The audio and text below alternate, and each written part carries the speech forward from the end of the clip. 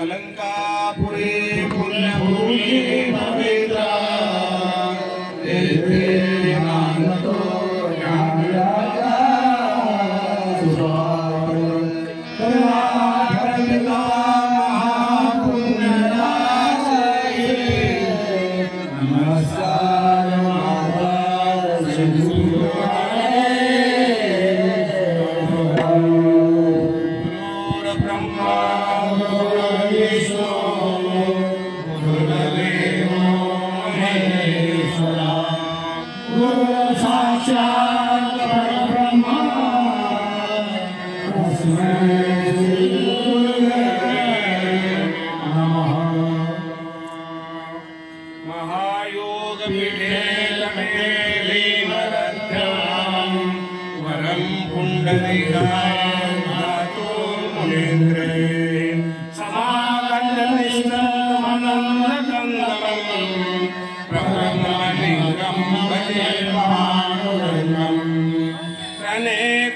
विभत्सु संवाद भूतो रुदितार्थ बोधाय ज्ञानेश्वरी वै कृति निर्मिता येन च प्राकृतोक्त्यां समाधिस्थमूर्तिं भजे ज्ञानदेवं भजे ज्ञानदेवं भजे ज्ञानदेवं।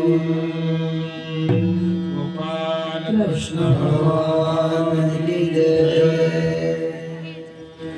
आज आपण गीता आणि ज्ञानेश्वरी याची महती आणि माहिती घेणार आहोत, महती पाहणार आहोत आणि माहिती घेणार आहोत। श्रीमद भगवद गीता श्रीकृष्णाने अर्जुनाला सांगितली। नाथ महाराज असं म्हणतात, सोमुखी आपण सांगतो श्री विष्णू श्री गीता हा प्रश्न विष्णूने गीता सांगितली असं म्हणतात। काय म्हणतात, सोमुखी आपण सांगतो श्री विष्णू श्री गीता हा प्रश्न अर्जुनेशी। मग विष्णूने सांगितले का कृष्णाने सांगितली? गीता कोणी सांगितली? कृष्णाने सांगितले। नाथ महाराज तर विष्णू म्हणाले, म्हणजे याचा अर्थ असा आहे की विष्णू हेच कृष्ण परमात्मा आहेत, कृष्ण परमात्मा पांडुरंग आहेत आणि पांडुरंगाचे ज्ञानोबा आहेत।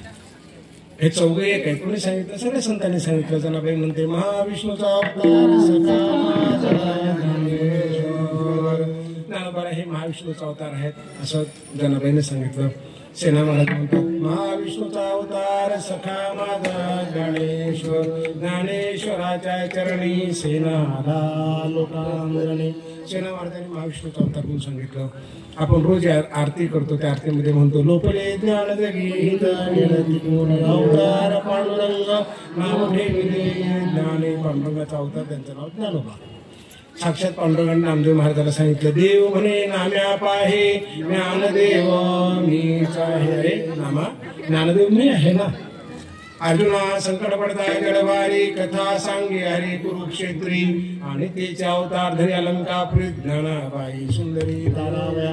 अर्जुनाच्या कुरुक्षेत्रावर संकट पडलं होतं की मी यांच्याशी कसा लढू, तेव्हा कुणी गीता सांगितली, अर्जुना संकट पडता जडभारी कथा सांगे हरी कुरुक्षेत्री। त्या कुरुक्षेत्रावर हरीनी कथा सांगितली, हरी म्हणजे श्रीहरीने कथा सांगितली। आणि तोचे अवतार धरी अलंकापुरी ज्ञानाबाई सुंदरी तारावया। आणि त्यानेच अलंकापुरमध्ये आळंदीमध्ये ज्ञानाबाई म्हणजे ज्ञानेश्वरी तारण करण्यासाठी अवतार घेतला। कुणी घेतला? त्या कृष्णाने ज्याने गीता सांगितली त्यानेच घेतला। म्हणजे विष्णू हरी कृष्ण हे एक आहेत। आता गीता सांगितली कृष्णाने, आणि आपण आज काय घेतोय? गीता आणि ज्ञानेश्वरी दोघांना एकत्रित केलं। कारण नाथ महाराज स्वतः ज्ञानेश्वरी म्हणतात, 18व्या अध्याय झाल्यानंतर शके 1500 सावोत्तरी तारणाम संसरी गीता ज्ञानेश्वरी धरी काय धरी पूर्ण केली। पूर्णत्वास गीता ज्ञानेश्वरी शब्दाला गीता ज्ञानेश्वरी म्हणजे गीता आणि ज्ञानेश्वरी हे वेगवेगळे नाही, दोन्ही एकच आहे। पण आपण काय घेतला विषय? गीता ज्ञानेश्वरी घेतला। गीता ज्ञानेश्वरी गीता हे कृष्णाने अर्जुनाला सांगितली। आता तुम्ही आम्ही जसं ऐकायला बसलो ना, एवढं शांत वातावरण तिथे नाही, बरोबर का? कल्पना करा की अर्जुन आतोय, आपण अर्जुनाच्या पंक्तीला खरंच बसतोय, कारण बसलं तर या संसाराच्या युद्धभूमीमध्ये आम्ही तरणार नाही। अर्जुनाची युद्धभूमी आमच्यापेक्षा प्रचंड अवघड होती, अतिशय अवघड होती. हातामध्ये शस्त्र, अस्त्र, तलवार, बाण, भरचे, मंत्र, मोठमोठे ब्रह्मास्त्र अशी सगळी घेऊन मारण्यासाठी एकमेकाला उपस्थित होते. घोडे हत्ती हजारो लाखोंच्या सैनिक असे होते, एकमेकाला मारण्यासाठी आले होते. तुमच्या आमच्यासारखं मी सांगायचं आणि तुम्ही शांत चित्ताने ऐकायचं अशी परिस्थिती तेव्हा नव्हती. तरी अर्जुनामध्ये आपल्यात काय फरक आहे बघा. त्या युद्धभूमीमध्ये कृष्णाने अर्जुनाला गीता सांगितली, ते पूर्ण शब्द अक्षर ऐकले. आता ह्या युद्धभूमीमध्ये आपण ऐकतो का? चारदा मोबाईल काढतो, एकमेकाला तर बोलतो, पायाला कळ लागते, पायाला आम करतो, इकडे तर उठून जातो, तिकडे तर जातो, कोणाचा आवाज देतो, बोलवतो. हा फरक आहे. म्हणून आपल्याला भगवंताची प्राप्ती होत नाही. कुणाच्या पंक्तीला बसलं पाहिजे? मग अर्जुनाच्या पंक्तीला बसलं पाहिजे. हो, अर्जुनाची पंक्ती परिसने योग्य होती. ही कृपा करून संती अवधान द्यावे. ज्ञानोबा पहिल्या अध्यात म्हणतात, अरे बाबांनो, तुम्हाला गीता ऐकायचे ना, ज्ञानेश्वरी ऐकायचे ना, तर अर्जुनाच्या पंक्तीला बसा. अर्जुन स्वरूप, अर्जुनाची पंगत ही सामान्याची पंगत नव्हे.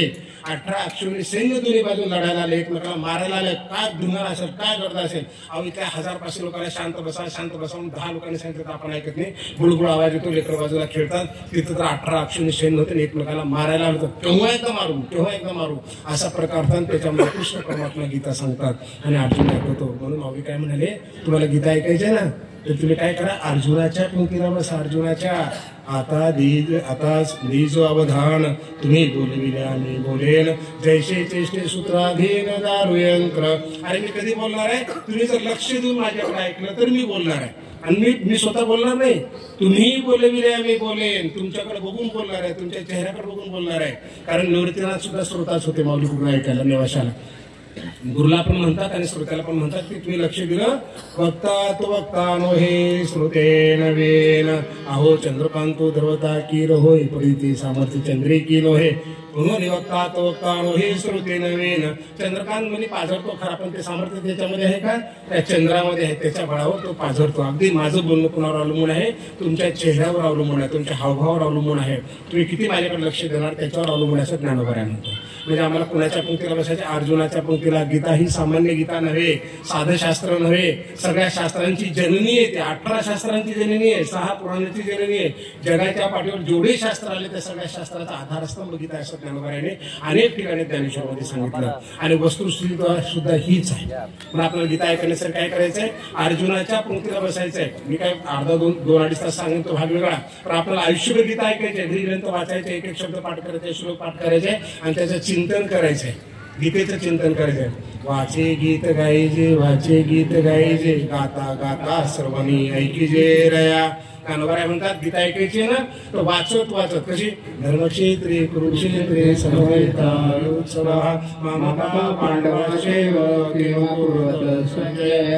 मन आणि म्हणता तू ऐक.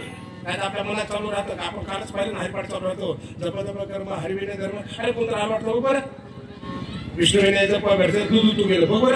म्हणजे 4दा भोक पाडतो आपण, 4दा छिद्र पाडतो 5 मिनिटाच्या हरिपाठाला. म्हणून गीता तशी नाही ऐकायची, कारण गीता हे भगवंताच्या मुखातून पडलेले आहे.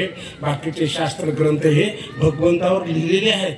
कृष्णाने असं केलं, रामाने तसं केलं, मग महर्षी व्यास असतील, महर्षी वाल्मिक असतील, की आणखी कोणी असतील, आपण त्यांच्याबद्दलचं लिहिलं त्यांनी काय केलं ते. आणि त्यांच्या मुखातून पडलेले शब्द कोणते येतं? गीता शब्द आहेत. 700 श्लोकाची गीता ती त्यांच्या मुखातून पडले. म्हणून त्याची महती इतर ग्रंथापेक्षा निश्चितच जास्त आहे. कारण भगवंताच्या मुखातले शब्द आहे. भगवंत काय बोले? भगवंताने काय केलं? दाढी धरली, केस बांधले, विनी कापता जळता जळणा पर्वतो चला, हे आम्ही लिहिलं, म्हणजे आमच्या पूर्वजांनी लिहिलं. पण आम्ही काय करतो? त्यालाच महत्व देऊन बसतो बाकीच्या गोष्टीला. मूळ जिकडे जायचं तिकडे गेलो नाही. अनेक अभंग पाठ असतात, अनेक शास्त्र पाठ आहेत. आपल्याला लोकांच्या नवीन निघाल्या संतांच्यावरचे स्तोत्र पाठ आहेत, आरत्या पाठ आहेत त्यांच्यावरच्या. पण गीता म्हटलं की आपल्याला पाठ नसते. पाठ जरी झाली तर त्याचा अर्थ कळत नसून तो कळून घ्यावा. एवढा मोठा धर्मग्रंथ जो मानवी जीवनाचा उद्धार करणार आहे तो आमच्या घरामध्ये आहे. तुझा आहे तुझं पासे परी तू जागा चुकलाशी असं म्हटल्यासारखी परिस्थिती आपली होऊन बसते. नाही तर माऊली असं म्हणतात, नातरीने देवाच्या परिवारी लोह्या ऋतुया हाती सरस्तवरी घरी ते तो बसून उपवास करी का तरी तरीची. एखाद्या मायबापानं आयुष्यभरात खूप कमावं चांगलं, आणि पूर्वीच्या काळामध्ये काय होतं? माठ होते मातीचे, किंवा एखादं भांडं असतं, त्या भांड्यामध्ये सोनं वगैरे घालून घरामध्ये पुरून ठेवावं की भविष्यामध्ये आपल्याला अडचणीला कामाला येईल. आता आजकाल लॉकर झाले, कुलपा झाले, तो भाग वेगळा. कॅमेरे झाले त्यामुळे चोऱ्या होत नाही, झाल्या तर लोक सापडतात. पण त्या काळात अवघड होतं ना सगळं. साधी घरं असायची, उघड केले यायचे, पुरून ठेवायचे. ठेवायचे. आता मायबापाने सोनांना पुरून ठेवलं घरामध्ये आणि त्या पोराला माहितच नाही माय मरून गेली बाप मरून गेला. त्यानं दिवसभर इकडे तिकडे भटकावं आणि त्या भीक मागून आणल्या त्या हंड्यावर बसून खा. आणि त्या कशावर बसून खाते? हंड्यावर बसून खाते. हंड्यावर ना तरी निदैवाच्या परिवरी डोह्या रुतली हाती सहस्त्रवरी परी ते तबई सोनी उपवासी करी का दरिद्री जे. अरे लोहा आहे ना, लोहा म्हणजे काय? लोहा म्हणजे मुद्रा, सोन्याच्या मुद्राच्या हंड्यात पुरल्यात भिक्षा मागून येतं. निदैव आहे त्याचं, दैवच नाही त्याचं. आणि त्या हंड्यावर येऊन बसायचं, म्हणायचं अरे देवा आज अर्धीच भाकर मिळाली, उद्या जर एक मिळाली ना तर तुझी लई कृपा होईल. अरे येण्या बघ ना खाली, इकडे जायचं तिकडे जायचं, ह्या मंदिराचा त्या संताकडे जा, याच्या माळाचं त्याच्या माळाचं, हे गुरु आले तिकडे पळ, ते गुरुजी आले तिकडे जा, ही माता आली तिकडे पळ. अरे गीता तुझ्या घरात आहे ना, ज्ञानेश्वर तुझ्या घरात आहे ना, सोन्याचा हंडा आहे ना पुरलेला. बघ ना पान उघडून, तिकडेच बघत नाही आपण, दुसरीकडे पडत राहतो. म्हणून गीतेकडा गीतेचा श्रोता व्हायचा आपल्याला, अर्जुनाच्या पंक्तीला बसून व्हायचंय आणि ती गीता आपल्याला जाणून घ्यायची आहे. आणि गीतेसोबतच आपण ज्ञानेश्वरी जाणार आहोत, कारण गीता आणि ज्ञानेश्वरी दोन ग्रंथ वेगळे नाहीत, एका नाण्याच्या दोन बाजू आहेत. आणि नामदेव महाराजांनी सांगितलं गीता अलंकार नाम ज्ञानेश्वरी गीता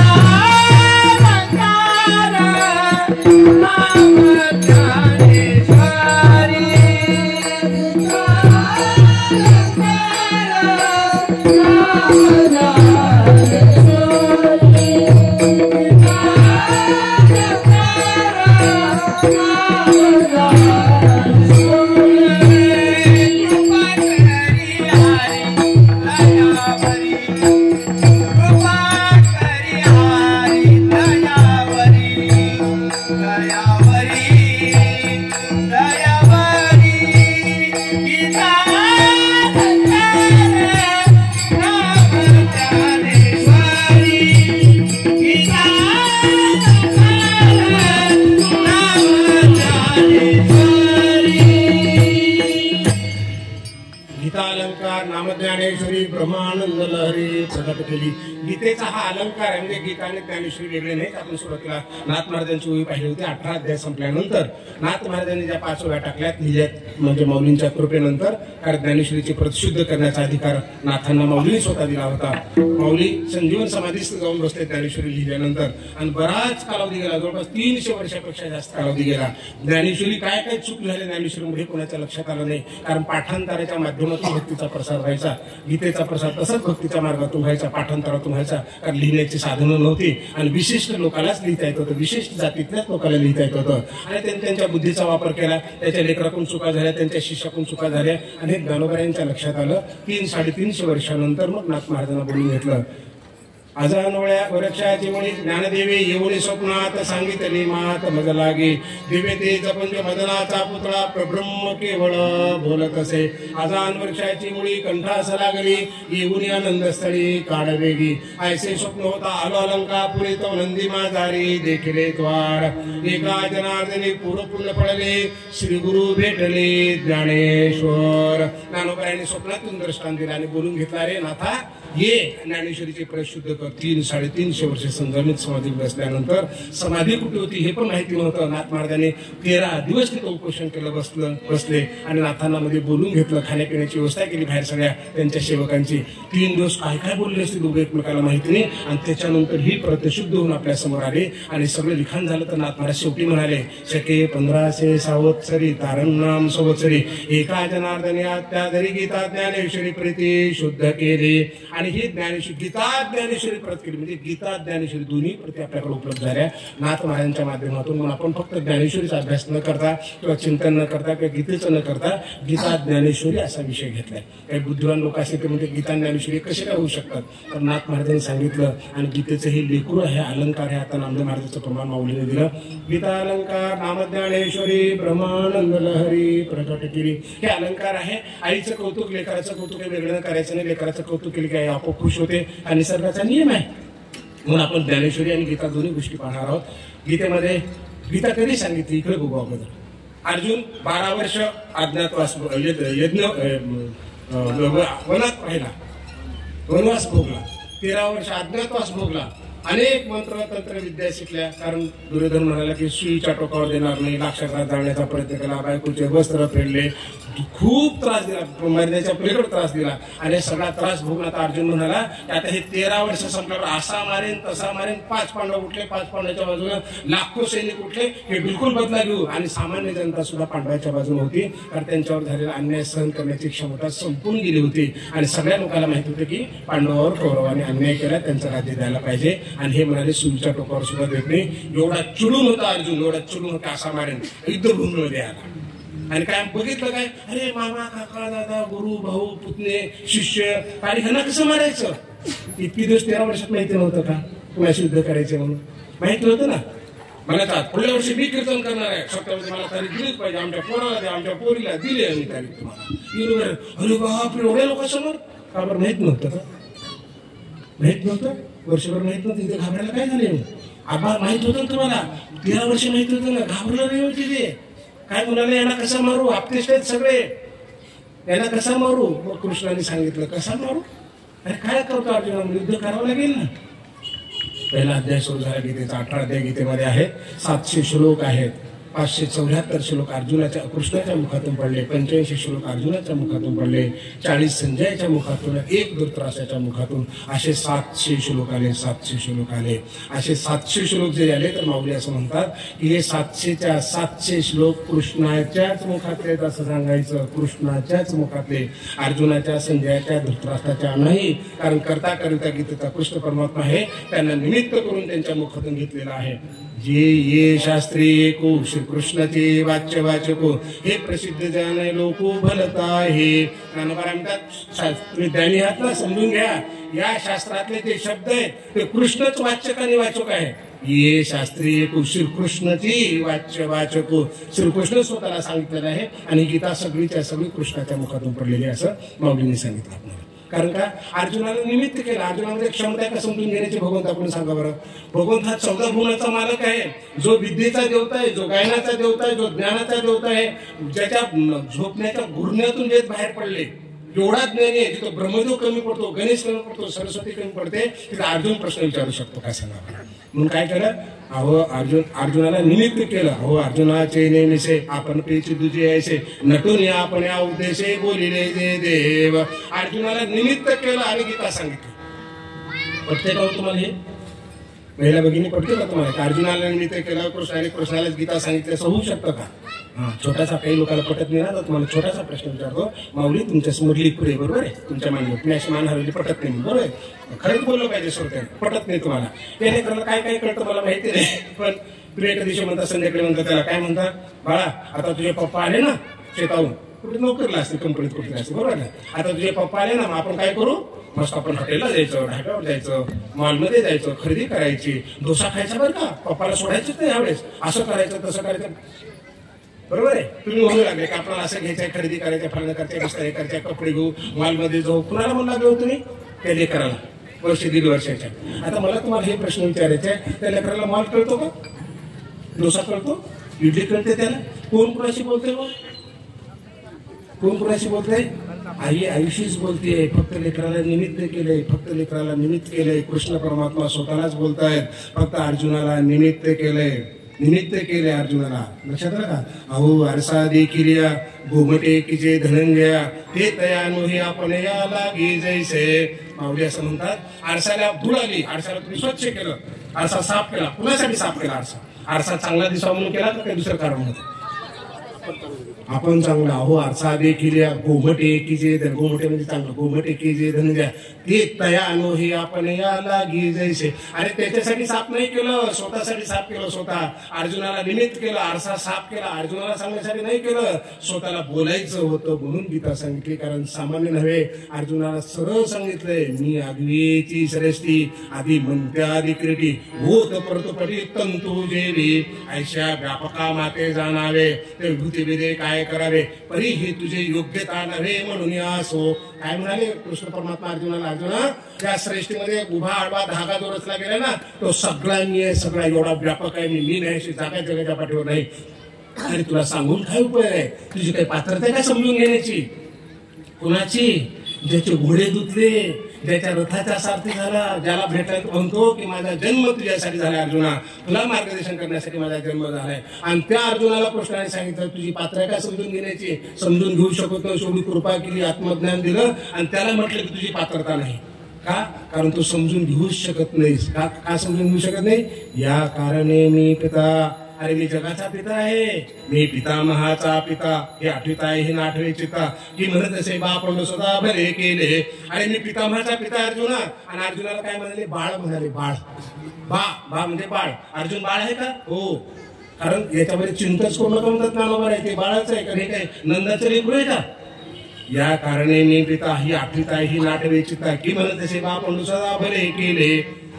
येत अर्जुना ते भावने येत काही, आम्हा संशय करावया कारण नाही. अंगे तेले करून होईची काही नंदाचे. आरते का नंदाचे लेकरू आहे का? जगाचा मालक आहे, 14 विश्वव्यापक कमलापती.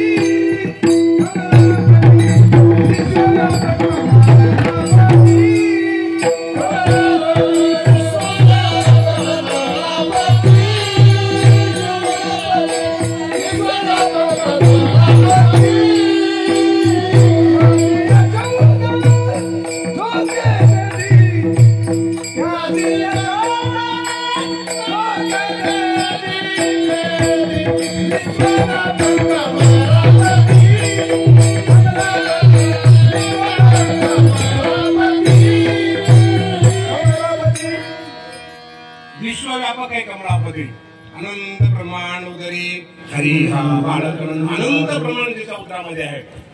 विश्वव्यापक आहे. पृथ्वी ज्याने तृप्त केली, यशोदा त्याशी भोजन घाले.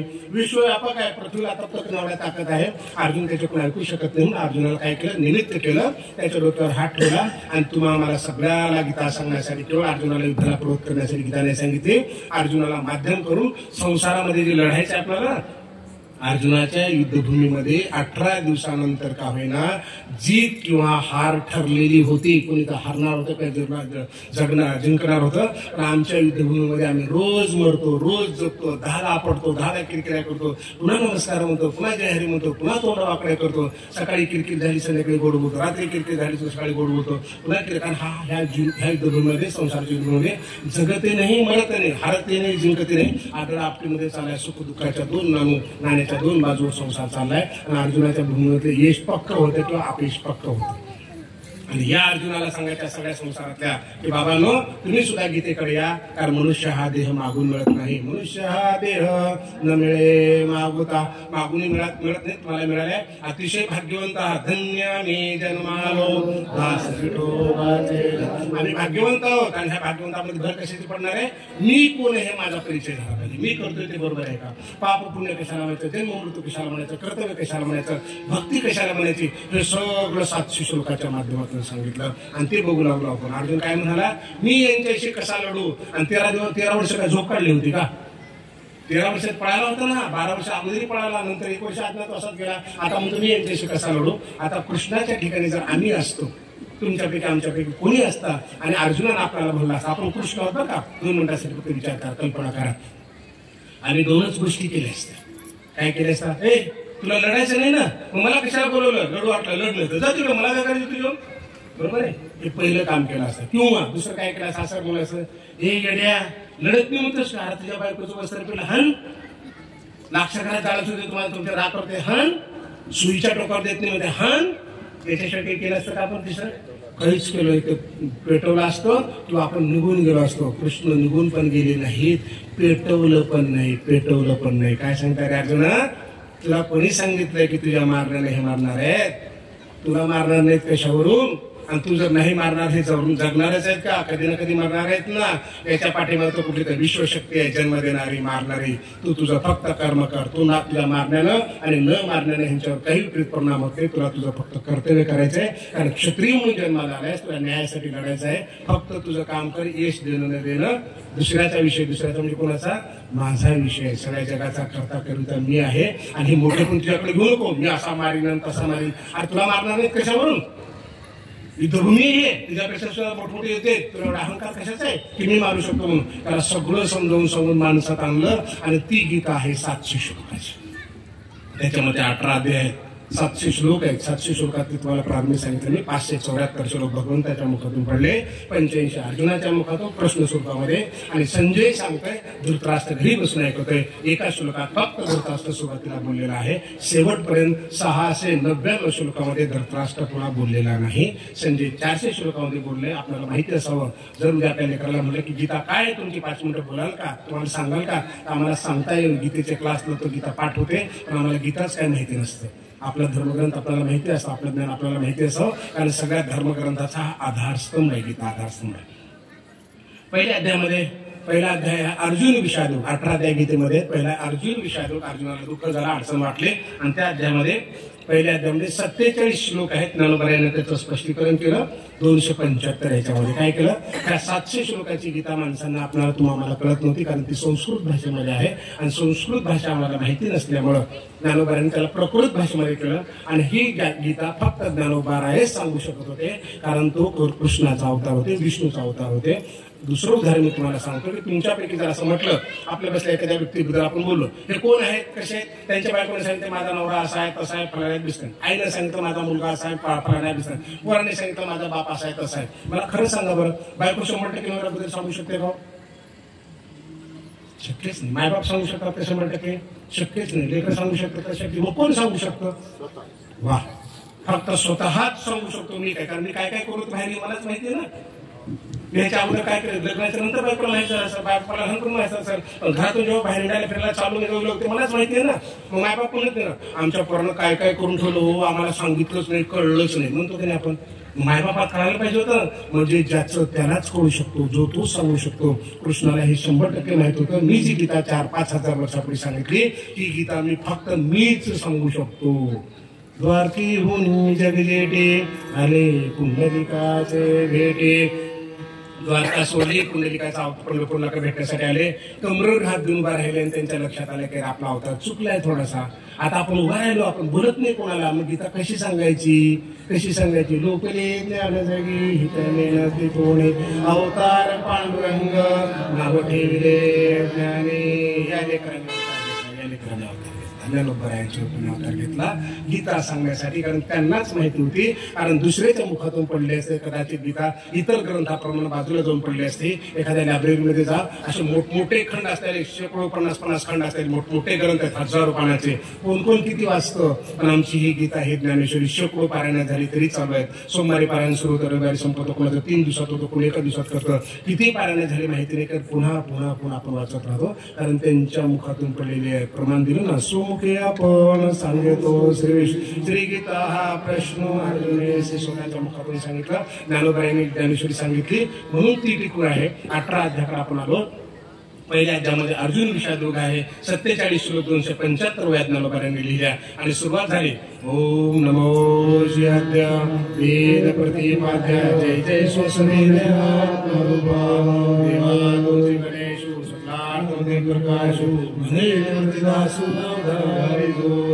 काय सुंदर वे कल्पनेच्या बाहेर बघा. माऊली काय म्हणाले, देवा तूची गणेश अरे ज्ञानोबा महाविष्णू येतो, महाविष्णू येतो.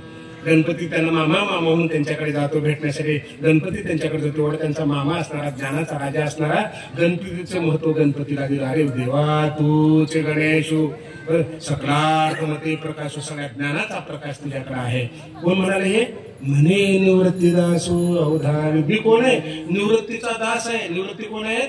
सदाशिवाचा अवतार स्वामी निवृत्तीदातार. आणि हे कोण आहे? महाविष्णूचा अवतार सखा. आणि त्या महादेवाचा मंत्र काय? हरी हरी हरी मंत्र हा शिवाचा. आणि ते विष्णू म्हणतात, कोणाला म्हणतात? गणपतीला म्हणतात की तुम्ही सगळं आहात, आणि निवृत्तीनाथाला म्हणतात मी तुमचा दास आहे. मोठ्या भावाचा दास. संसारातला माणसानं मोठ्या भावाचा दास व्हावं हे जरी अपेक्षित नसलं, तर किंवा ज्ञानोबायाकडे पाहून मोठ्या भावाचा ऐकायला जरी शिकला, तर संसारातले 50% भांडणं मिटतील. 50%. मी तुम्हाला अगदी ह्याच्यावर सांगतो, अनुभवातून सांगतो, 50% कारण अर्ध्यापेक्षा जास्त भांडणं घरातलेच आहेत. बहिणीचे, भावाचे, शेताचे, बांधाचे, किरकिऱ्या संपतच नाहीत आपल्या. एवढे भांडण कुणाकडे बघितल्यानंतर माऊलीकडे म्हणे निवृत्तीदास. मोठ्या भावाचा दास म्हणाले आम्हाला दास्य तर नाही स्वीकारत. दादा ठीक आहे तुला बाहेर जायचं घेऊन जा. दादा तुझं म्हणणं ठीक आहे, अर्धा फुटी तू म्हणतोस ना तुझा आहे म्हणून घेऊन टाका अर्धा फुटी त्याचा. आता दगड तुझ्या हाताने रोवून टाक म्हणजे उद्यापासूनची किरकिरी तर मिटून जाईल. गिरीचा रस्ता तुला म्हणतो ना घेऊन टाक दादा, काही फरक पडते. अवमध्ये टोपलवर पेंडिंग काय म्हणतात त्याला पडीक पडलेलं असतं आणि निष्ठा बांधासाठी भांडणं अर्धे भांडणं आपल्या आपल्या घरातले असतात. म्हणून ज्ञानोबाऱ्यांकडे यायचं. दुसऱ्या ऊरमध्ये ज्ञानोबाऱ्या म्हणाले म्हणे निवृत्तीदास हो. एवढं ऐकायचं बरं का मला, बारीकीने ऐकायचं सोड. त्याचंच नाव गीता ऐकून ज्ञानेश्वरी ऐकणं आहे. आता सुरुवातीला 20 ओव्या गणपतीचं स्तोत्र करण्यात आलं, गणपतीचं स्तवन केलं असं तुम्हाला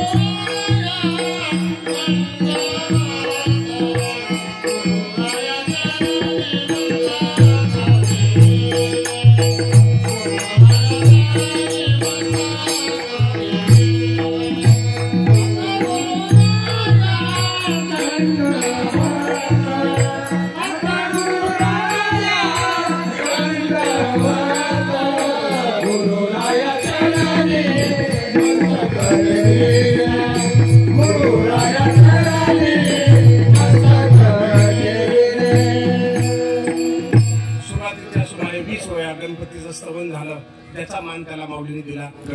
कृष्णाने मान जसा दिला तसा अर्जुनाच्या बाबतीमध्ये जशी घटना घडली तशी तुमच्या आमच्या बाबतीमध्ये घडावी. तुम्हाला आपला आदर कळावा, संतांचा महात्म्याचा ज्याचा त्याचा अधिकार त्याला मिळावा हे सांगण्यासाठी का असेना. पण माऊलीने काय केलं, गणपतीचा मान गणपती दिला. 20 ओव्या झाल्या. आता हा संवाद कुणामध्ये चालू आहे गीतेचा, अर्जुन आणि कृष्णामध्ये संवाद चालू आहे. हा संवाद जशाच तसा संजय धृतराष्ट्राला सांगतोय. आता हे दोन हा संवाद चाललेला दोघं जण पाहतायत. कोण दोघं पाहतायत? हनुमंतराया पाहतायत, ध्वजावर आहेत. ध्वजस्तंभावरी वानरू तो मूर्तिमंत शंकरू सारथी सारंग धरू अर्जुनेचे. ध्वजस्तंभावर वानर आहेत. आपण कथा पाहिली ना की भीमाला शेपूट अडवलं आणि त्या शेपटाला तो हारला. नंतर मग त्याने हनुमंतरायांनी सांगितलं बाबा तुझ्या मुखातून गर्जनेमध्ये मी येईल, ध्वजस्तंभावर मी असणार आहे. अर्जुनाला पण सांगितलं होतं, कृष्णाला पण शब्द दिला होता. त्या ध्वजस्तंभावर हनुमंत आहेत. ती पण ऐकत आहेत गीता काय चालले ते. आणि ज्यांनी महाभारत लिहिलं, कोणी महाभारत लिहिलं? महर्षी व्यास. आणि महर्षी व्यास पाहत होते की मी लिहिल्याप्रमाणे जशाच तसं चाललंय का नाही. एखाद्या डायरेक्टरनं बघावं की बरोबर मी म्हणल्याप्रमाणे हिरो नाचलंय का, गाणं चाललंय का, प्राण चाललंय का, ऍक्शन चाललंय का, सगळं बघावं. अगदी त्याप्रमाणे हे डायरेक्टर पाहत होते की कृष्ण परमात्मा मी सांगितल्याप्रमाणेच पालन करतायत का. अशा प्रकारच्या चौघामध्ये गीता चालली आहे. आता 20 श्लोक गणपतीचं स्तवन झाल्यानंतर माऊली आता कुणाकडे वळले? शारदा मातेकडे. आता अभिनव विलासिनी जे चातुर्य अर्धकला कामिनी ते शारदा विष्णू मोहिनी नमिली ब्रह्मकुमारी आंबा मुझे आरती जमाई. ब्रह्मकुमारी आंबा मुझे, ब्रह्मकुमारी आंबा मुझे आरती जमाई. ब्रह्मकुमारी आंबा मुझे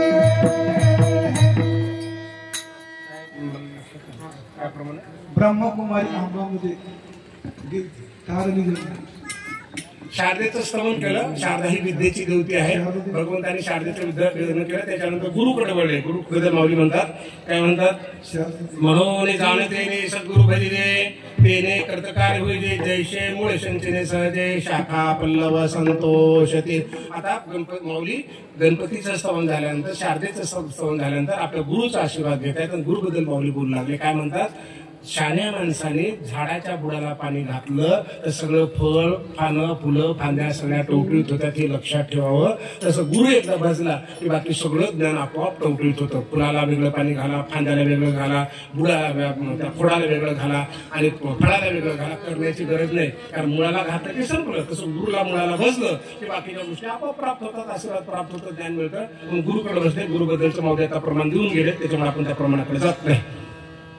पहिल्या अध्यायामध्ये जे 18 अध्याय त्या गीतेचे असेल की ज्ञानेश्वरीचे असेल, श्रीकृष्ण परमात्मा पहिल्या अध्यायामध्ये एकही शब्द बोलले नाही. कृष्णाने गीता दुसऱ्या अध्यायापासून सुरू केली. पहिल्या अध्यायात कोण बोललो? पहिल्या अध्यायामध्ये धृतराष्ट्र बोलले. सुरुवात बघा, धर्मक्षेत्रे कुरुक्षेत्रे समवेतायुत्सवः. धर्मक्षेत्र, धर्म म्हणजे नीती नियमाची बेरीज. युद्धभूमी शब्द आला नाही बरं का, बारीकीने बघा आपलं शास्त्र किती सुंदर आहे. काय म्हणाले? अरे संजया, धर्मक्षेत्रावर, नंतर कुरुक्षेत्र आहे. धर्मक्षेत्रे कुरुक्षेत्रे समवेतायुत्सवः मामका पांडवाश्चैव किम कुर्वत संजय. हे संजया, धर्मक्षेत्रावर कुरुक्षेत्रावर माझे आणि पांडव लढायला गेले. कोण म्हणाला? हा राजा आहे. पांडू राजा वारलाय, भाऊ वारला, त्याची लेकर आहेत. ही लेकर कुणाची असली पाहिजेत? आता कुणाची असली पाहिजेत? धृतराष्ट्राची असली पाहिजे, कारण त्याचा बाप मेलाय ना, सख्या भावाची लेकर आहेत. आणि तो मेला म्हणून त्याला राज्य मिळालं होतं बसायला. तो जिवंत असं त्याला मिळालं नसतं, वारसा न्यायला मिळाले म्हणजे त्याची लेकर ह्याला वाटले पाहिजे. पण काय म्हणाला? अरे पुत्रसने हे मोहितू धृतराष्ट्राचे पुस्तक अरे संजया सांगे मातू कुरुक्षेत्री पुत्रसने हे मोहितू मामका पांडवाश्चैव. माझे आणि पांडव. कुणी केलं फरक? माझे म्हणजे कौरव माझे आणि पांडवाचे म्हणजे 5 पांडव. कुणी फरक पडला? राजानेच फरक पडला. ज्या घरातच काय म्हणतो आपण त्याला, मुळातच नाचले तर बाहेरच्या विचारून काय फायदा? आपण म्हणतो घरच गोळ लागले तर बाहेर जाऊन काय फायदा आहे? म्हणजे मूळची जी माणसं संसार करणारी तर तीच बिघडलेली आहे तिथे. काय म्हणाला तो? मामका पांडवाचे, माझे आणि पांडवाचे लढायला गेले. आता काय काय चाललंय मला सांग. पहिला सुरुवातच त्याने केली म्हणजे खऱ्या युद्धाचा कारणीभूत कोण आहे? धृतराष्ट्रच कारणीभूत. तो केवळ डोळ्याने आंधळा नाही तर मनाने पण आंधळा आहे. तर आपल्या भावातल्या लेकराचा फरक त्याला कळत नाही. त्याला जर ताणून म्हणलं असतं, जेव्हा द्रौपदीचं वस्त्रहरण झालं प्रत्येक हे खेळल्यानंतर, दूध खेळल्यानंतर, आणि जेव्हा द्रौपदी उठली, आता शाप देऊन तुम्हाला सगळ्यांना नष्ट करते, तेव्हा कसा घाबरला आणि काय म्हणला? थांब थांब थांब थांब थांब, हे राज्य परत घेऊन जा, सगळं घेऊन जा, आता भांडू नका, तुम्ही सुरू करायचा. मग तेव्हा राज्य परत देऊ शकला. मग 5 गाव देऊ शकला नसते? तो म्हणजे सुईच्या लोकांवर देणार नाही, देऊ शकला नसता. जर तू जिंकलेलं सगळ्याच्या सगळं परत करू शकतो तर दुसऱ्या ह्याच्यामध्ये दूतामध्ये 5 गाव देऊ शकला असतंच, भांडायला झालं नसतं. म्हणजे सुरुवात कुठे बघा, माणसाला मोह किती असावा, त्या मोहाला सुद्धा मर्यादा असाव्यात. त्या मोहाच्या पुढे गेलेली ही व्यक्तिमत्व आहे. आणि अशी ही गीता पहिल्या श्लोकामध्ये धृतराष्ट्रापासून सुरुवात झाली. संजयाशी चर्चा झाली आणि संजय सांगतोय की असं युद्धभूमी सुरुवात झाली. इकडल्या बाजूला पांडव आहेत, तिकडल्या बाजूला कौरव आहेत. युद्धामध्ये कोण कोणी सांगू लागले आणि अर्जुन म्हणतो मी लढणार नाही. आणि मग अर्जुनाला कृष्णाला सांगायला सुरुवात केली. कृष्ण फक्त ऐकून अशी मान हलवतात, काहीच बोलत नाही पहिल्या अध्यायामध्ये. अशा प्रकारची गीता काढली. अर्जुन स्वतः म्हणाला की काय म्हणाला अर्जुन की देवा मी काही युद्ध करणार नाही, कारण यांना मारणं म्हणजे कुळामध्ये घात करणे. मग तया कुळाशे का आणि कुळ घातका हिर हिर नरका जाणे आधी. आपण आपल्या माणसांना मारलं म्हणजे कुणाचा घात करणार आणि कुळाचा घात करणाऱ्याला मुक्तीच नाही, त्यालाच नाही.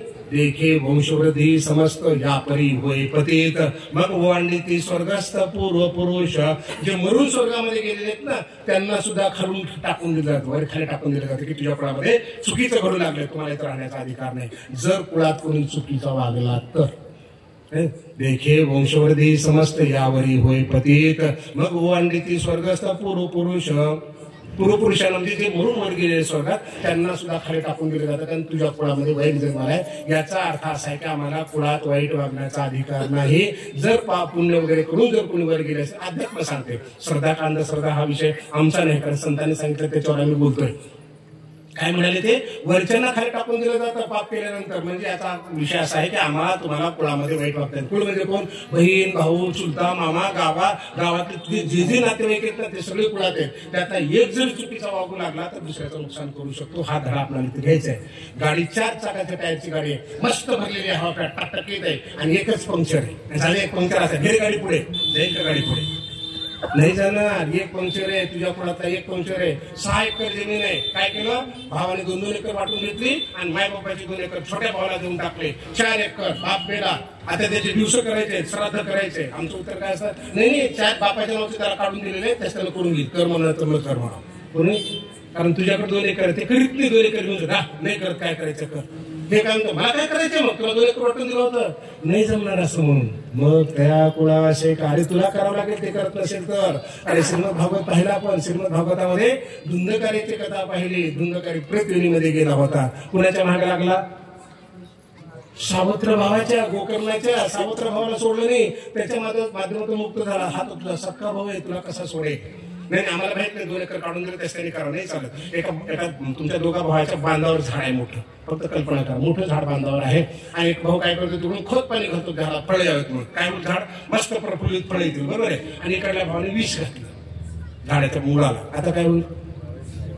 मी त्याला काय करायचं करू ना, मला काय करायचं, माझ्या बाजूला मी खत घालीन, पाणी घालीन, मी तिकडे बघणार नाही. अरे कसं जमल, तिकडून त्याने विष घातलं की गेलं झाड वाळून. लक्षात आलं का? म्हणजे संसारामध्ये जगत असताना चुलत भाऊ असो मावस भाऊ, आमचा त्याचा संबंध नाही, त्याला कसं वागायचं वाद म्हणू नका, कारण त्याचे भोग आपल्याला भोगावे लागतात. आमचं काम आहे त्याला मार्गदर्शन करायला, बाबा दारू तो लोकांना बरोबर म्हणत राहा सांगत आहे. नाही काय पुन्हा त्याचं तोंडच बघत नाही आपण, आमच्या त्याचं जमतच नाही असं म्हणून जमत नाही. तू तुला सुटका नाही याच्यातून. ज्याची अंगी मोठेपण कठीण भोगावं लागणार त्याच्या माध्यमातून. हा धडा घ्यायचा. अर्जुन म्हणला, देवा असं जर झालं तर काय होईल, मला स्वर्गात गेले खाली येतील ना. आता कृष्णावर किती मोठी जबाबदारी पडली सांगा बरं. म्हणजे या प्रश्नाची पण उत्तर द्यायची, युद्ध पण करायला त्याला भाग पाडायचं आहे. अशी ही गीता आहे. आम्ही कोल्हापूरला स्पर्धा परीक्षेचं साहित्य संमेलन होतं महाराष्ट्र राज्याचं, बरेच वर्षाखाली. मला वाटतं तेव्हा मी डेप्युटी कमिशनर होतो. खूप मोठं साहित्य संमेलन होतं स्पर्धा परीक्षेचं, मी त्याचा अध्यक्ष होतो. आम्ही बोललो, दिवसभर व्याख्यान केलं, पुराण मार्गदर्शन केलं, संध्याकाळी काम गार्डनमध्ये आम्हाला जेवणाची व्यवस्था ठेवली होती. आता एवढं मोठं मार्गदर्शन आपला कार्यक्रम होता. बरेच IAS IPS अधिकारी होते, DYSP होते, डेप्युटी कलेक्टर आले होते. त्यांचं नातं चांगलं होतं सगळ्याशी आणि सगळेजण आनंदाने आले होते त्या ठिकाणी. आणि एका ठिकाणी आम्ही जेवणासाठी पण गेलो. त्या ठिकाणी सोफा सेट टाकला होता. एक वेस्ट व्यक्ती तिथं बसली होती आणि एक कलेक्टर साहेब म्हणजे IAS ऑफिसर मला म्हणाले, चला तिथं 2 मिनिटं बसू त्यांच्या बाजूला. आणि ते कलेक्टर साहेब म्हणजे IAS ऑफिसर खाली बसले, म्हणून मी पण खाली बसलो. आणि सुरुवात झाली, चर्चा झाली. तिथे काय सुरुवात झाली की गीतेचे चांगले अभ्यासक आहेत, ज्ञानेश्वरचे चांगले अभ्यासक आहेत. आणि त्या व्यक्तीने मला विचारलं, काय हो गीतेमध्ये ज्ञानेश्वरमध्ये हो काय कशा विचारता, काय नाही विचारा ना, कारण आमचा अहंकार आहे, प्रेम आहे ना. अहंकार असावा का हो अध्यात्मामध्ये? असावा. जे अहंकारो वाहत असे अंगी, आम्ही हरीचे भूषावया लागी, लोभेसी तो जगी लोभेसी. काय कसा असला पाहिजे? लोभेसी जगी. तो जे अहंकारो वाहत असे अंगी, आम्ही हरीचे भूषावया लागे, लोभेने तुलगी माझे लोभे. असला पाहिजे अहंकार. कसा अहंकार असला पाहिजे? माझी आई ना, माझ्या आईसारखी जगात आईच नाही. चुकलं का? आमच्या मराठी भाषेसारखी भाषाच नाही. आमच्या सप्त्यासारखा सप्त्या ना छत्रपती संभाजीनगर होऊच शकत नाही. चूक आहे का? अहंकार आहे का? हा अभिमान आहे आमचा. आमच्या ह्याच्यावर करणार आम्ही. आम्ही तर आमचं माझ्यासारखं कोणाला येत नाही 20 शाळांमध्ये, तर तुम्ही अहंकार समजा. आम्ही आमच्या सप्त्याला म्हणू ना, आमच्या माऊलीसारखी कृपावंत म्हणू ना, कृपाळू उधार माझा ज्ञानेश आम्ही म्हणू ना. तसं मी काय आहे सांगा ना, काय नाही असं विचारताय. बरं सांगा. आम्ही सुरुवात केली की असं आहे तसं आहे, मला माहित नाही ते कोण आहेत ते. आम्ही आपलं सांगायला सुरुवात केली, गीता असं आहे तसं आहे. 1 तास 1 तास बोलणं झालं आणि शेवटी म्हणालो 700 श्लोकाची गीता आहे. म्हणलं कशी आहे गीता बघा. समजा छत्रपती संभाजीनगरच्या रेल्वे स्टेशनवर 50 डब्याची गाडी उभी. आपल्याला जायचं तिरुपतीला, आपण त्या गाडीमध्ये बसून आपण चढलो उतरलो, गाडी सुटे ना. आपण लुटली तर गाडी पुढे जाईल का? नाही, गाडी सुटेल ना पुढे. कधी गाडी सुटेल हो?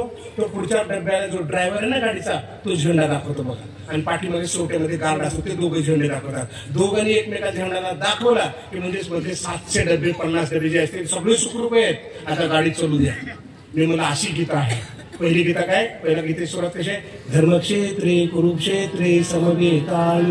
धर्म शब्दाला धर्म पहिला शब्द. धर्म म्हणजे नीती नियमाला अनुकूल वर्तन. नीती आणि नियम हे आमचं धर्मशास्त्र बघा ना. पहिली झेंडी आणि 700व्या श्लोकाला जा. काय 700व्या श्लोक? शेवटचा डबा काय होता? यत्र योगेश्वर कृष्ण यत्र पार्थो धनुर्धरा तत्र श्री विजयो भूतिर्ध्रुवाणि तेर्मा तेर्ममा. नीती शेवटचा शब्द नीती आहे. पहिला शब्द धर्म आणि शेवटचा नीती. आणि धर्म आणि नीती ह्या 2 झेंड्यामध्ये आमचे 700 डबे आहेत. आता गाडी सुटली सुखरूप आहे की नाही सांगा. हे धर्मशास्त्र आमचं आहे. हे बोलल्यावर ते काय म्हणाले? Today I saw God in you. मी आज देव तुमच्यात पाहिला. मला काही विशेष वाटलं नाही. पण ते उठून जाताना काय म्हणाले? कॉल EDC ना बोला. EDC म्हणजे मोठा सिनियर IAS ऑफिसर असतो, त्यांचं तो माहिती सोबतचा असणार असतो. ते ऐकल्यावर घाम फुटला मला. बापरे, मला आपण कोणाशी बोललो इतका वेळ? गव्हर्नरशी बोललो का राज्यपाल महोदयांशी बोललो मी थोडा वेळ. मला माहितच नव्हतं ते कोण आहेत. तरी पण ते आनंदी झाली. ही आमची गीता आहे. लक्षात आलं का? ही गीता आहे की today I saw God in you. मी आज देव तुमच्यात पाहिला. एवढ्या मोठ्या व्यक्तीचा शब्द आहे. आणि मी काय सांगितलं? फक्त डब्याचं उदाहरण दिलं. गीता काय, ज्ञानेश्वर काय बोललं हे आमच्या जवळ आहे, आमच्या घरामध्ये. असा पहिला अध्याय आहे. पहिल्या अध्यायामध्ये कृष्ण परमात्मा बोलले नाही आणि कृष्णाला बोलून अर्जुन थकला आणि म्हणाला मी यांच्याशी कसा लढू, आणि आपलं गांडीव धन्यश खाली ठेवून दिलं. बोला कृष्ण परमात्मा भगवान. भगवान की जय. आता आपण दुसऱ्या अध्यायामध्ये येतो. सांख्ययोग नावाचा दुसरा अध्याय. त्याच्यामध्ये 72 श्लोक आहेत. 375 ज्ञानोबरायांच्या ओव्या आहेत. या अध्यायात मात्र कृष्ण परमात्मा बोलले. दोघांमध्ये बराच संवाद झाला की युद्ध करायचं का नाही करायचं, जन्म आहे का मृत्यू आहे का, पाप आहे, कुळाला लागेल, फळाला लागेल, छोटे छोटे मस्त प्रश्नाची उत्तरं भगवंताने दिली, खेळत खेळत हसत खेळत. कारण कृष्णाला माहित होते की याला युद्ध करायला लावणारच आहे, मी याला सोडणार थोडंच आहे. आणि जगाचा मालक आहे ना, आई सुद्धा करायला ठीक आहे, शाळेत जायचे ना, काय हरकत नाही, उठ बेटा, फक्त स्नान कर, थोडं घास फळाला कर, नाहीतर आपल्याला जायचं नाही. ते हळूहळू डबा वगैरे भरते. अरे बाळा तर सहज की तयार, सगळं छान झालं, आली ना गाडी, तुझे मित्र आले ना, जाणार त्या शाळेमध्ये आणि त्याला उठवतं, नाहीतर नाही, फक्त उठून बस, आता घास गोड बोलून त्याचं कोण करून घ्यावं. तर सातारा काय असतं, एवढंच लिहून जाते ना, फळानच काय ना, हात दिले हाताला केलेले किती छान काढले, ते असे तिरपिरे सोडतो. हो बघा पिंट्यानं किती एक छान काढले का, आणि रे समजले तिरपीमध्ये गोल असं करतो काहीतरी, शून्य किती छान काढलंय बघा बरं, कसं छान दिसतं तुम्हाला. कारण त्याच्याकडून तुम्हाला करून घ्यायचं असतं. अर्जुनाकडून करून घ्यायचंय म्हणून नुसतं कौतुक अरे वा छान तू म्हणतोस बरोबर आहे अर्जुना, असंच असतं पाहिजे, तसंच केलं पाहिजे. हळूहळू 18व्या अध्यायापर्यंत नेलं. एका मिनिटात सांगू शकला नाही सर कृष्ण परमात्मा, जगाचा मालक आहे ना, नाही. कारण संसारातल्या माणसाला एका मिनिटात सांगून होणार नाही, त्याला समजून सांगावं लागल. A+B कंसाचा वर्ग पटकन सुकून जमणार नाही. पहिल्यांदा तुला ए कशाला म्हणतात, बी कशाला म्हणतात, प्लस कशाला म्हणतात, वर्ग म्हणजे काय, असं शिकवायचं पहिली दुसरी तिसरी चौथी करताना लागेल. आणि मग तो तुम्हाला पायथागोरसचा प्रमेय किंवा आणखी काही शिकवावं लागेल. म्हणून त्याला हळूहळू उघड आणू लागले त्या गीता सांगत असताना. कठीण हे कृष्णाला माहिती होतं आणि त्याच्याशिवाय पर्याय नाही. कारण अर्जुनच लढू शकणार आहे. अर्जुनाने जर माघार घेतली तर हे पाप आयुष्यभर माजणार आहे आणि जगामध्ये हे कोणाला जगू देणार नाहीत. भगवंताचा अवतार फक्त दोनच कारणासाठी असतो, एक सुष्टांचं रक्षण आणि दुष्टांचा संहार. फक्त दुष्टांचा संहार नाही, दुष्टांचा संहारही करायचंय आणि त्यांचं रक्षण पण झालं पाहिजे. या दोन्ही गोष्टी भगवंताच्या अवतारामध्ये असतात. ज्ञानोबरायांच्या अवताराच्या बाबतीमध्ये आपण पाहिलं मागच्या 2-3 दिवसाखाली, अगदी तो प्रकार इथे आहे. आणि सांगितलं अर्जुना, ह्या नाशवंत देहाचा मोह कशाला करतोस, मारल्यानंतर पाप लागल फळ. अरे आत्मा सजीव आहे, आत्मा कायम स्वरूप राहणार. देव कार्य नाशवंतासाठी देवा सगळे आधी पाडे दोषे. आणि नाशवंत 100% संपणार आहे ना. आणि तुला मी कुठे सांगितलं की संसार करू नको, युद्ध करू नको. संसार हा युद्ध हा संसाराचा एक अविभाज्य भाग आहे. तुला हे सगळ्या गोष्टी कराव्या लागतील. ब्रह्मचार्य पालन करेन, सोडून देईन, वनात निघून देईन असं म्हणून जमणार नाही तुला. कारण ज्ञानोबा सुद्धा आपल्याला सांगतात ना, ज्ञानोबा आहे, ज्ञानोबाने स्वतः संसार केला अवघाचा. जिंकारा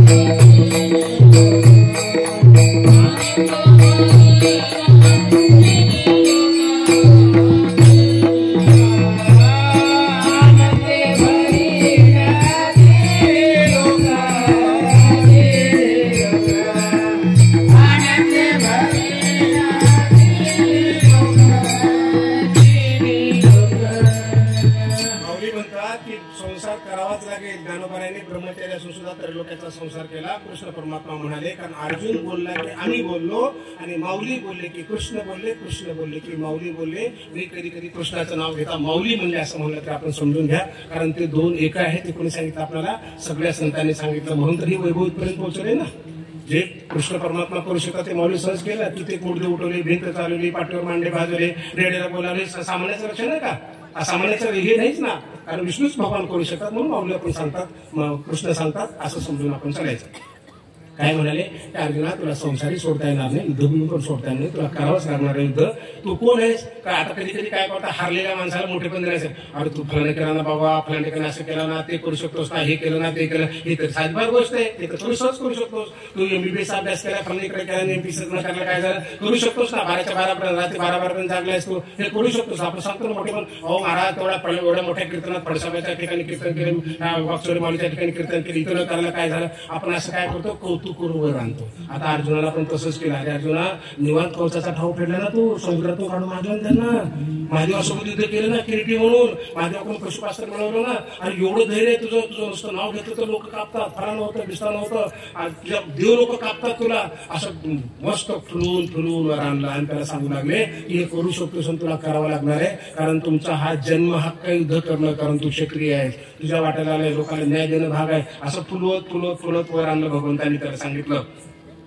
आणि अर्जुनाला सांगितलं की तू योगी होऊन युद्ध कर, योगी होऊन. आता योगी होऊन युद्ध करायचं म्हणजे योगी होणं म्हणजे स्थिर होणं.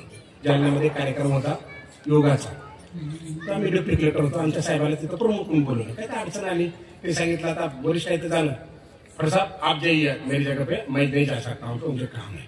योगावर बोलायचं. मी तिथे गेलो, बरेच लोक तिथे बसले, ते हसू म्हणला, आता ज्ञानबा तू कारणच आहे म्हणजे आता कशाचा योग म्हणजे काय.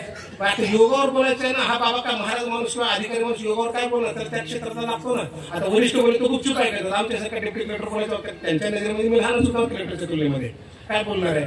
मी म्हणलं ठीक आहे, नाही ज्ञानेश्वरी सांगून टाका, आता काय घ्या गोळ्या, आता जे माणसे ते म्हणा प्रसादान म्हणून घाल, असं हसत हसत बोलू लागले ते, कारण ते एका क्षेत्रात मोठ्या पदावरचे होते आणि आम्ही त्यांना सर म्हणायचो. तर त्यांच्याकडे टिंगल काढल्यासारखं बोलून गेले. मी मला असं घडलं म्हणून लागतंय, ते मी नाव घेत नाही, पण तुम्ही साक्षीदार आहे. कशाला मी सांगितलं ना, बोला मग ज्ञानेश्वरी काय योगावर, असं ते म्हणले. ऐका, एकच ओळी सांगतो म्हणलं, काय अर्जुना, समत्व चित्ताचे तेची सार जाण योगाचे, जेत मनाने बुद्धीचे ऐक्य थे. एका ओळीमध्ये ज्ञान आणलं माऊली. काय म्हणे, अर्जुना समत्व चित्ताचे तेची सार देणं, बुद्धीला स्थिर करणं, तो योगाचा सार आहे. योगाच्या माध्यमातून बुद्धी स्थिर होते, मन स्थिर होते, माणूस स्थित प्रज्ञ होतो, तो योगाचा सार आहे. काय जेवढं ज्ञानी ते बघा योगामध्ये जाणार आहे, हाच सार आहे. ते समत्वान काय म्हणाले, अर्जुना समत्व चित्ताचे तेची सार योगाचे, जेत मन आणि बुद्धीचे ऐक्य थे. बुद्धी आणि मन, धावणारं मन स्थिर झालं, बुद्धीचे एकरूप झालं की त्याचं नाव योग आहे. आणि याला शिकण्यासाठी कितीतरी वेळ लागतो. आणि आम्ही कुणाची ज्ञानेश्वरी वाचतोय, यत्र योगेश्वर कृष्ण यत्र पार्थो, योगाचा ईश्वर आहे, योगाचा. यत्र योगेश्वर कृष्ण, कुठलाही अध्याय बघा, प्रत्येक अध्यायामध्ये अर्जुन विषाद योग, सांख्य योग, कर्मयोग, ज्ञान कर्म संन्यास योग, प्रत्येक अध्याय योगाचा आहे. आणि असला साथ जगाच्या पाठीवर दुसरा योग असूच शकत नाही. एवढा सुंदर योग आमच्या समोर आहे. कृष्णाने तो योग सांगितला, अर्जुनाला सांगितला, तू बुद्धी स्थिर कर, मन स्थिर कर. आणि विचलित झाला असता तो गोंधळून असेल, शांत चित्ताने बघ. कधी कधी व्याख्यात येतात बघा, फार हुशार व्याख्यात असेल ना, असे शांत बसतात, आपल्याकडे बघतात 2 मिनिट असं, तू असं आपल्याला वाटतं असं का बघू लागले. आणि मग सुरुवात करतात, सगळ्यांच्या मनाशी एकरूप होतात, ते बोलायला सुरुवात करतात. भीती मरून जाते, चिंता मरून जाते, त्यांना आपलं वाटतं, आपण आपल्याला एकमेकाचे वाटतो आणि मग बोलायला. हे योग आहे. आणि अर्जुना, तू योगी होऊन युद्ध कर, असं विचलित होऊन युद्ध करू नको, तुला शांत चित्ताने करावं लागणार आहे. तू योगयुक्त होऊन फळाचा संग टाकोणे, मग अर्जुना चित्त देऊने करी करणे. तू स्थिर हो, फळ मिळेल का, यश मिळेल का, अपयश मिळेल का, याची चिंता करू नको, ते माझं काम आहे. तू तुझं फक्त युद्ध करण्याचं काम कर, तुला 100% यश मिळेल. कारण का, फळाची अपेक्षा केल्यास मिळही मिळायला पाहिजे, ते मिळायला म्हणलं की माणसाला कमजोरपणा येतो, त्या बाजूला गडबड करतो माणूस, मिळण्यासाठी हायगाय सोडून देतो, काय चुकीचं करून बसतो. म्हणून तू काय कर, फळ मिळेल न मिळेल माहित नाही, मला माझं कर्म करायचं आहे, देणं नाही घेणं तुझा विषय आहे, मला त्याची काही चिंता नाही, असं म्हटलं की संपलं. हे मजची स्तव झाले तरी म्या नाही केले, ऐसे जेने जाणितले तो सुटला घा. हे माझ्याकडूनच झालं, हे मदतनीस झाले, पण मी नाही केलं. कुणी करून घेतलं, भगवंता तू करून घेतला. सत्ता कोणी केला, प्राण्याने केला. नाही आम्ही नाही केला बाबा, माऊलीने करून घेतला आमच्याकडून. पाऊस आला असता आम्ही काय केलं असतं, लाईट गेली असते फटाफट आम्ही काय केलं असतं. हे सगळं तुम्ही करून घेताय बाबा, आमच्या हातात काही नाही. काय असं भगवंताला सोपून द्यायचं, मग ते मुक्त होऊन जातो. अर्जुना, माझ्यावर सोपून दे, तुझ्या इंद्रियाला स्थिर कर आणि अतिशय शांततेनं कर, असं भगवंताने सांख्योग अध्यायामध्ये 2ऱ्या अध्यायामध्ये सांगितलं. बोला कृष्ण भगवान. आता 3रा अध्याय आहे कर्मयोग. 43 श्लोक आहेत, 276 वयाच्या मध्ये आहे. कर्मरूपी योग प्रत्येकाला करावा लागणार आहे. कर्म वाट्याला आलेला नाही असा एकही माणूस जगाच्या पाठीवर असू शकत नाही. शेती करणं, काम करणं, नोकरी करणं, स्वयंपाक करणं, खाणं पिणं, येणं जाणं, हे जसं कर्म आहे ना, तसं शौच मार्जन सुद्धा कर्म आहे. मी करणारच नाही, नदीला जाणारच नाही, संडासला जाणारच नाही, मरावं लागलं. आलं का लक्षात? काही कर्म ही माणसाला न चुकता करायला. मी श्वासोश्वास करणारच नाही, हवा ओढणार नाही, सोडणार नाही, मग मरावं लागल. म्हणजे काय आहे, निमिषोन्निमिष म्हणजे आत घेणं सोडणं तुला करावं लागेल. हे कर्म आहे माणसाच्या वाट्याला. शरीर जेव्हा तुम्हाला मिळालं, आगा देहाच्या गावाने, ह्या देहाच्या गावालाच ना शरीराचे नेहमीसाठी काय शरीराचं निमित्त आहे ना, तुला कर्म करावं लागेल. जोपर्यंत शरीर आहेत ना, जिता मेलया न ठाके या रे मेलेला माणूस जिवंत माणसासारखा वागू शकत नाही, कारण तो मेलाय, मुर्दा येतो. त्याला श्वासोश्वासाची गरज नाही, त्याला श्वास माध्यमाची गरज नाही, त्याला हात पाहायची गरज नाही, कारण तो मेलाय. तू जिवंत आहेस ना, जोपर्यंत जिवंत आहेस तुला कर्म करावीच लागतील. अर्जुना, तुझ्या वाट्यात युद्धाचं कर्म आलंय, कर्मयोग आहे, तुला युद्ध 100% करावं लागणार आहे. आता सत्यामध्ये आपण आलो.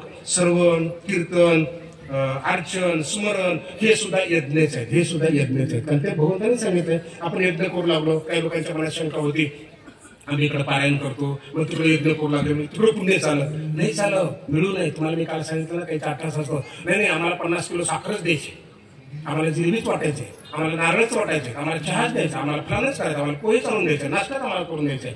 ठीक आहे, तुम्हाला नाश्ताच द्यायचा. आम्ही म्हणतो बाबा गुळ आणलेला आहे, आता नको गुळाची गरज नाही. साखर आणली आहे, नको ना मला. तांदूळ आणले नाही, आमचा एक कट्टा, आमचा एक कट्टा. कशाचा कट्टा? तांदळाचा. आता मी काय करू त्या तांदळाला घेऊन? तर त्यांची इच्छा तांदळाने आम्ही बोललो तांदूळच द्यायचा आम्हाला. ठीक आहे, तुमचे तांदूळ घेऊ. आम्ही मंडप पण टाकणार नाही, माईक पण लावणार नाही, चट्या पण करणार नाही, आचारी पण लावणार नाही, कारण आमच्याकडे पैसेच नाही. आता तांदूळ कुणाला खाऊ घालू? कुणाला खाऊ घालू? साखर कुणाला खाऊ घालू? त्याला डबा कुणाला खाऊ? अरे कळू द्या ना.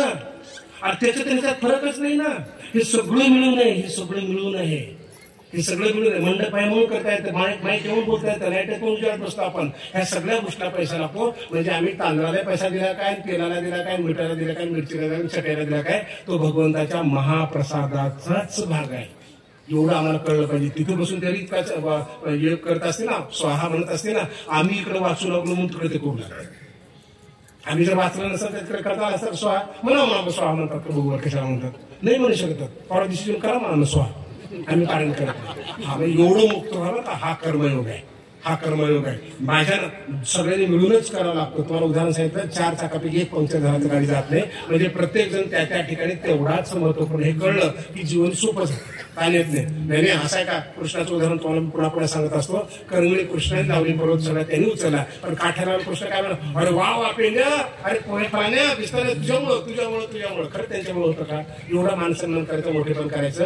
डोक्यावरचं ओझं दिसतं, त्याला कोणी हात लावू शकतो, उतरवू शकतो. मनावरचं ओझं दिसत नाही, त्याला कोणी हाती लावू शकत नाही. आणि त्यातून ताण येत असतो. हा ताण परिस्थितीमुळे कमी येतो, मनस्थितीमुळे जास्त येत असतो. म्हणून मनस्थितीला शुद्ध करण्यासाठी मोकळं होऊन द्यायचं, टाकून द्यायची, ओझेच निर्माण करायचं नाही, स्वतः घ्यायचे नाही. वाटायला आलेलं कर्म लहान असो मोठा असो आनंदाने करायचा. आनंद तो घरात तिकडे कमी पडले वाटतात, त्याला बघा हे आला रे पोरं, आणि टोपले रिकामे तू बी घेऊन जाणार ना, वाड्यात जाऊ शकतो ना. रिकामे असतात वाड्यात पण नाही. म्हणजे सांगो कामाची संख्या भरपूर असते, नियंत्रण करण्याची गरज आहे, समजून सांगण्याची गरज आहे. त्या शंकेचं कारण नाही, पण जे मोकळे त्यांनी तर बघा ना, त्यांनी तर कर्म आहे ना, कर्माचा भाग आहे ना. तुम्हाला प्रसंग मिळू शकतो, त्याच्यामध्ये आनंद येतो ना. लाजायचं उभं राहायचं. काल सांगत होतं आम्हाला 2-3 महिन्यात तिकडे उभं राहायला अर्धी कोंबड पुढे येणार. दुसरं माऊली जेवायचं का तुम्हाला? हो जेवाय. मग जा ना पुढे. मग आल्या बाहेर नेतात, त्याला म्हणतात लय प्रसाद छान झालाय. मग लाजायचं कशाला आला तर तुम्ही?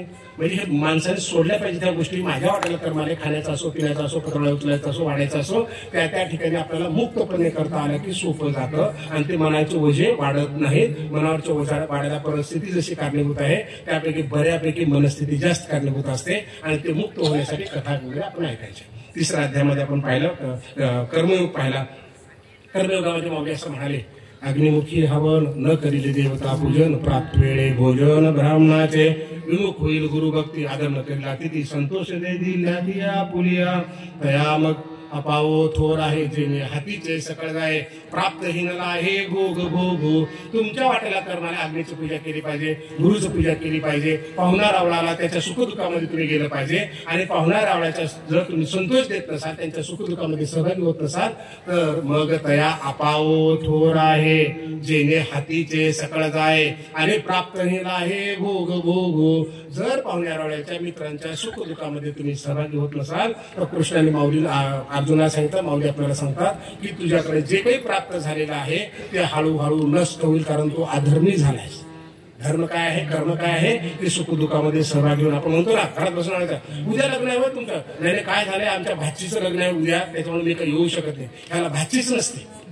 उगं फोनवर सांगून देतं नाही नाही गेलं पाहिजे, काय अडचणी सांगितलं पाहिजे, घरातल्या माणसाला पाठवलं पाहिजे, एक प्रकारच्या सुखदुःखामध्ये घेतलं पाहिजे. हा कर्मयोग आहे. आणि कर्मयोगामध्ये आम्ही एकटे नाही, संसारामध्ये जन्मात आल्यानंतर या संसाराचे, समाजाचे, लोकांचे काही ना काही ऋण आमच्यावर आहेत. या गल्लीमध्ये जन्माला एखादा लेकरू जर मोठ्या पदावर लागला तर 100% त्या बिना ओळखीच्या घरात म्हणतो आमच्या गल्लीतले का ते राणे साहेबाचं पोरगे, ते डेप्युटी कलेक्टर झालं, ते तहसीलदार झालं, आमच्या गल्लीतले, त्याचा परिचय पण नसतो, पण अभिमानानं सांगतो. जेव्हा भारत जिंकला आम्हाला माहित नाही, कोण कर्नाटकातला एखादा क्रिकेटपटू असतो, कोणी दिल्लीचा असतो, आम्ही इकडे फटाके फोडतो, त्याचं तोंड पण बघितलं नसतं, त्याचा आमचा परिचय पण नसतो, पण का आमच्या देशातलं येतो का नाही आनंद आपल्याला सांगा. अगदी संसारामध्ये असेल, तुझ्या लहानपणी कोणतं कागद घेतला असेल, बोट धरला असेल, कोणतं लाडू दिला असेल, तुला चॉकलेट दिला असेल, 2 रुपये दिला असेल, 10वीला मार्कपर्यंत कौतुक केलं असेल, तू विसरून गेलास, म्हणजे प्रत्येकावर समाजाचे ऋण आहेत आणि ते कर्मयोगाच्या माध्यमातून फेडण्यासाठी वाटायला आलेली कर्म प्रामाणिकपणे करायची अजून त्याला दुसरा पर्याय नाही. आता कर्मयोगाचं महत्व किती सांगितलं माऊलीने. माऊली असं म्हणतात, तुम्ही व्रत नेमून करावे, शरीरातेन पिडावे, दुरी केही नवचावे, तीर्थासी गा. तू व्रत करू नको, नियम करू नको, तीर्थक्षेत्राला जाऊ नको, देवतांतरान भजावे, हे सर्वता काही न करावे, स्वधर्म यज्ञ जावे अनायासे. देवधर्म काही करू नको, पण तुझ्या वाट्याला जे कर्म आले, स्वधर्म, स्व म्हणजे स्वभाव, धर्म म्हणजे नीती नियमाला वर्तन, ते मात्र प्रामाणिकपणे तू कर. हे जर केलं असं तुला वेगळं काही करायची गरज नाही. आणि कसं कर, शांतीबद्दल भगवंत तिसऱ्या अध्यायामध्ये बोलून गेले, शांततेनं कर, चिडून नको करू, कारण शांतीसारखं सुख नाही. शांती पडते नाही सुख, शांती पडते नाही सुख, शांती पडते नाही सुख, येरा वेगेचे दुःख, म्हणून शांती धरा. तुकारांचं प्रमाण आहे, शांती धरा, शांतीनं करा, शांत होऊन करा, चिडचिड करून करा. कारण रागाच्या भरात चिडचिड करून जर केला तर काय होतं, माणसाकडून चुका होतात, झटक्या फटक्यामध्ये आपलं नुकसान होतं. असा 3रा अध्याय सांगतो आपल्याला. म्हणून एकदा कृष्णाचं भजन करून आपण पुढे सरकू. बोला कृष्ण कृष्ण. आता आपण ज्ञान कर्म संन्यास योग पाहतो, 4था अध्याय पाहतो. 4थ्या अध्यायामध्ये 42 श्लोक आहेत, 225 ओव्या आहेत. त्याच्यामध्ये भगवंतांनी सांगितलं की मी योग विद्या आहे, शाश्वत ज्ञान माझंच घ्यायला पाहिजे. यापूर्वी हे माझं ज्ञान विश्व